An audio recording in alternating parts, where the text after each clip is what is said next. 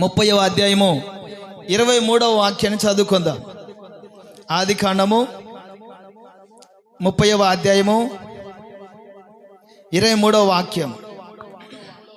అప్పుడు ఆమె గర్భవతి అయి కుమారుని కని, దేవుడు నా నింద తొలగించననుకొనెను. మరియు ఆమె యెహోవా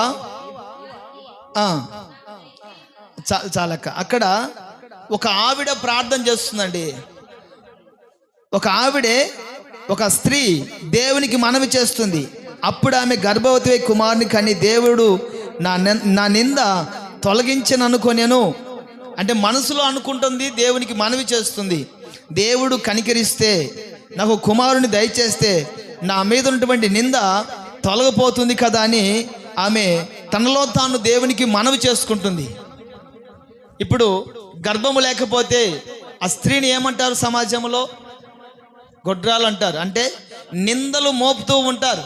ఏ పాపం చేసిందో పనికి మాలింది, పిల్లలు కనట్లేదు, ఏ పాపం చేసిందో, ఏ జన్మలో ఏ పాపం చేసిందో, లేకపోతే తమ జీవితంలో ఏ దోషము ఏ శాపం వెంబడిస్తుందో, ఈ పనికి మాలింది మా ఇంట్లో అడుగు పెట్టింది కానీ ఒక్క పిల్లని కాదు కదా.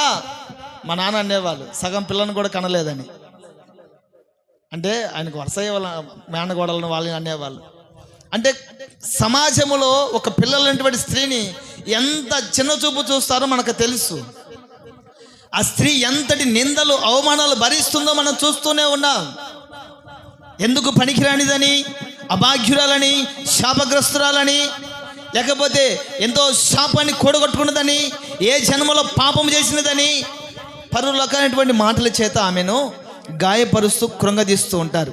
ఈ నిందలన్నీ కూడా ఆమెకు ఎదురైనప్పుడు ఆమె మనసులో మనవి చేసిందండి. ఏమని మనవి చేసిందంటే, అప్పుడు ఆమె గర్భవతి అయి కుమారుని కని, దేవుడు నా నింద తొలగించననుకొనెను. తొలగించండి లేదో 22వ వచనం చదువుదాం. 22వ వచనం. దేవుడు రాహేలును జ్ఞాపకం చేసుకొని ఆమె మనవిని విని ఆమె గర్భము తెరిచెను. చప్పట్లు కొడదాం. హల్లెలూయా. ఈ రాహేలు మొదటిగా ఏం చేసిందంటే